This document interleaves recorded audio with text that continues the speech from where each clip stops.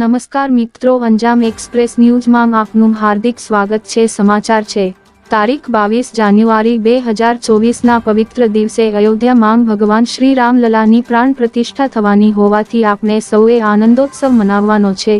તેના ભાગ સ્વરૂપે અયોધ્યાથી પૂજિત અક્ષત કળશ સ્વાગત પૂજન કાર્યક્રમ તથા અક્ષત કળશ સ્વાગત યાત્રા વાડી પ્રખંડ દિનાંક 5 ડિસેમ્બર 2023 મંગળવારના રોજ રાખવામાં આવેલ, જેમાં અક્ષત કળશ સ્વાગત પૂજન કાર્યક્રમ સાંજે 5 વાગ્યે શ્રી રામજી મંદિર, ગાજરાવાડી પાણી ટાંકી 4 રસ્તા પાસે વાડી ખાતે રાખવામાં આવેલ, જ્યાં મહંત શ્રી સંકેત ભોલે તથા વડોદરા મહાનગર બજરંગ દળ સહ સંયોજક વાડી પ્રખંડ પાલક દિનેશભાઈ રાઠોડના હસ્તે પૂજિત અક્ષત કળશ વાડી પ્રખંડના અધ્યક્ષ રાજેશભાઈ રાજપૂત, મંત્રી જયેશભાઈ નિજામા, બજરંગ દળ સંયોજક ઋષિ રાજસિંહ રાણા, પ્રચાર પ્રસાર પ્રમુખ પ્રિતેશભાઈ સોની તેમજ સમસ્ત વાડી પ્રખંડના કાર્યકર્તાઓને આપવામાં આવે।